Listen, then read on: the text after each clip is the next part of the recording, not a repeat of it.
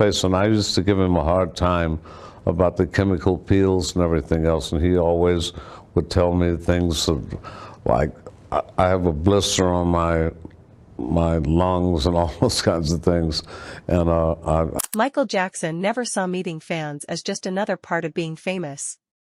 Whether they were gathered outside, waiting in a crowd, or watching from the audience, the moment Michael noticed them, everything changed. A warm smile, a quick hug, or a simple gesture could leave them speechless, in tears, or feeling like a lifelong dream had finally come true.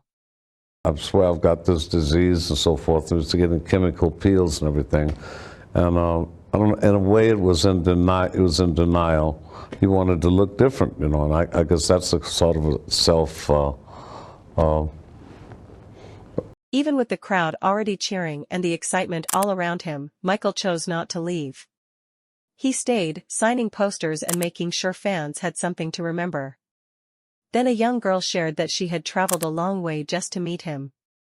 Michael looked at her, smiled, and gave her the hug she had hoped for, turning that hectic moment into a dream come true. And Whitney, and Barbara said, "I'm going to sing a love song with Michael Jackson." You know, Barbara's tough, you know. She said, "I could be old enough to be his mother." And speaking of Michael Jackson, that was the kind of impact Michael had on people. Fans would wait for hours, finally stand face to face with him, and suddenly find themselves unable to speak. Some walked away holding autographs, while others left trembling, crying, or completely speechless. For one young boy, being that close to Michael felt like meeting someone he had never imagined he would ever reach. Thriller, Off the Wall, incredible albums that you were a part of. What was that relationship, that working relationship, that musical relationship? For Michael's fans, meeting him was never just about being close to a global superstar. They felt that Michael genuinely noticed them. He made eye contact, listened carefully, and gave each person his attention even when everything around him was hectic. That simple kindness made fans feel valued. My second scholarship was to Berklee School of Music in 1950. At that time, it was the Schillinger House, and two Russian mathematicians, Joseph Schillinger and Nicholas Slimonsky, had proved that in the... Michael stood apart because he never treated his fans like they had to stay at a distance. He often surprised them by appearing unexpectedly, reaching out with kindness, responding to them, and sometimes even calling them by name. Mathematics and music are locked like that, and it's always left brain and right brain. Very important, you know, because it means if you get into music and get your music down, the other subjects are easier. They actually are. When fans suddenly realized Michael was standing right in front of them, their reaction spoke for themselves. They expected nothing more than an ordinary moment, but instead found themselves face to face with someone they had looked up to for years. It took a moment before they could believe it was actually real. And your personality is going to finally not transcend that, but morph into its own personality, because it is a personality. And if you have traveled the roads of all the great people. What made these moments even more special was the way Michael responded to his fans' emotions. Even when people became overwhelmed, he never rushed them or acted like their excitement was a burden. He remained calm, patient, and especially gentle with young fans. In another touching moment, a small child barely understood what was happening, but the mother certainly did. The little one looked innocent and puzzled, while the mother could hardly contain her excitement. Watching Michael interact with her child filled her with pure joy. But I think that happens with anything. If it's a cameraman, you know, you look at Serraro or whatever, you know, all your favorite people, and just deal with just the best, or like classical composers or whatever, or people that deal with drama, you know, with the elements of drama. Even the youngest children could feel Michael's special presence.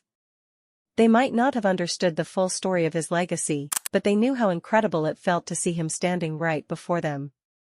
His presence connected with people of every age, and their heartfelt reactions showed exactly that. When I was showing him to keep the hip back, when you chamber the kick, and how, you deliver it with more power if you keep the chamber back, he said, so, oh yeah, wow, because he was already. Michael's surprise moments touched fans from every background. Not everyone could run toward him or cheer as loudly as others, but the expressions on their faces told the whole story. Whenever Michael noticed them or walked a little closer, it proved that his connection reached every kind of fan. Committing his hip before, which when you bring the knee up in the person's realm, they're ready for it. But when you bring your knee up back here, they can't see it. And so when you're accelerating the kick, they don't realize till half the kick is done, and they don't have time to respond to it. And that's exactly. No entertainer inspired reactions quite like Michael Jackson. One moment, fans seemed completely calm, and the next they were crying, screaming, or standing frozen in disbelief. That was the incredible power of his surprise appearances. No one was ever truly prepared for them. When Michael suddenly appeared on a Japanese TV show, the audience could hardly believe what they were witnessing. How did it came about? Well, why was Madonna not on the song? Why- Because why at the time, wasn't? Madonna was like the equivalent of a Michael Jackson on the female side, right? Yeah. The biggest female artist in the world. Exactly. Michael changed his mind.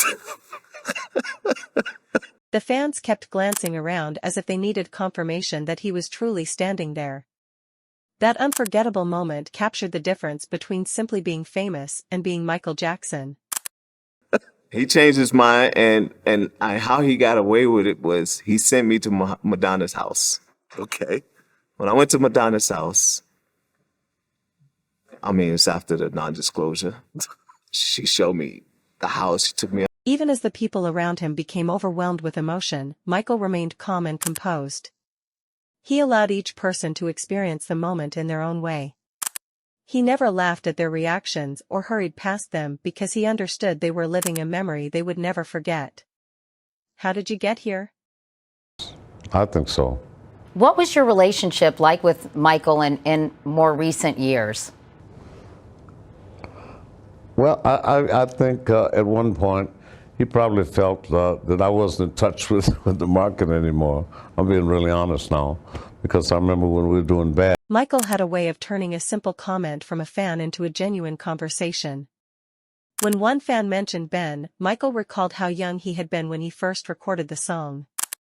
Then the fan shared that his sister was a devoted fan as well, making the exchange feel even more meaningful and unforgettable.